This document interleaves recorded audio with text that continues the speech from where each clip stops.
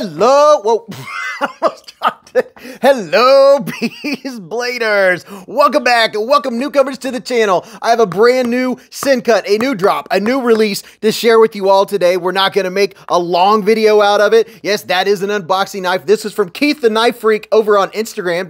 Thank you very much to him. He made that out of the spring of an F-150. Would you believe it? I mean, would you believe it? But I hope you're having a fantastic day. I am. I'm having a lot of fun checking out some new knives, and because I get to share it with all of you. So let's get in here and check out this new release. By the way, sin cuts, they come with a nice thing. They can come with a couple pictures, or I mean, what do you call those? Stickers? I'm feeling it. And also a microfiber cloth, which is very nice. Very, very nice. Now this is the sin cut Pulse Wave.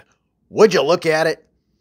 Just look at it and all of its pulse waveness. So let's see. Ooh, we have some nice grippage. A little bit of texture vision for you on that G10 right to start out. And you can see here we do have a reversible deep carry clip. Ooh, and it's inset. Ooh, and it has flat screws. So that is very nice. Very, very nice. I like the looks of that clip and the fact that it's not going to be snagging on your pocket. And all you lanyard lovers, it has a lanyard hole. And this is a button lock. So we have multiple deployment. We have a button lock, we have a back flipper, and we have thumb studs. And ooh, oh, wait a minute. Oh, we'll check that out here in just a second. Are you ready to see this blade?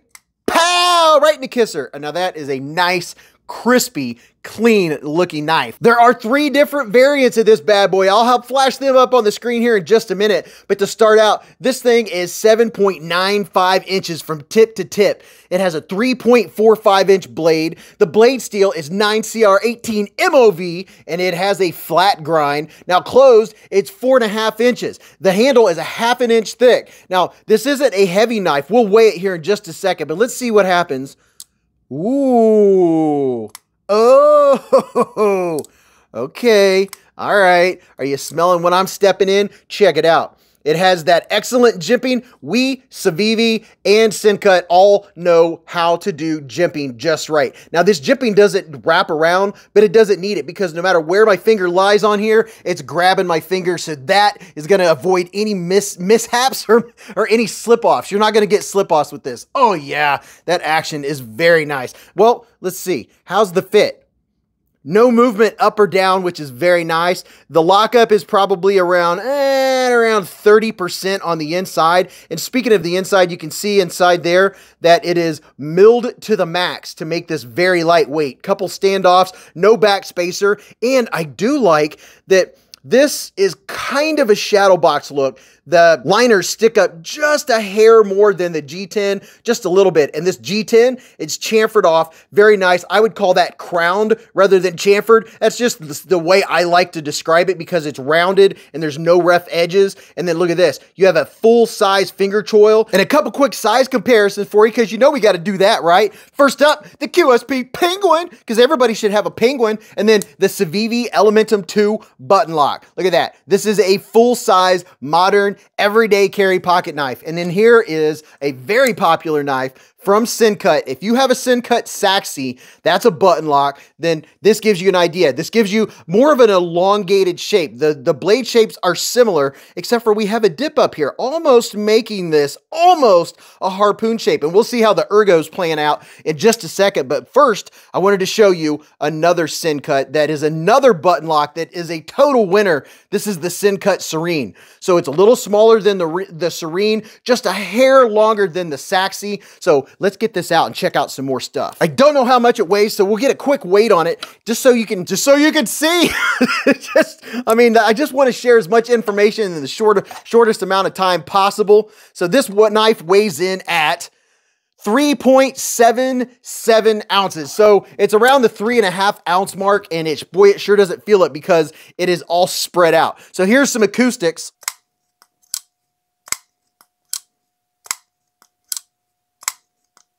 Wow, that sounds very good. And it does have good blade retention. That blade is coming and falling back and staying where it's supposed to be. So you can use just the button. And then you can use the flipper. And then can we reverse flick it? Oh yeah, easy, easy reverse flick. There's a lot of room back here to get your middle finger back behind there. And then the typical thumb flick with the thumb studs.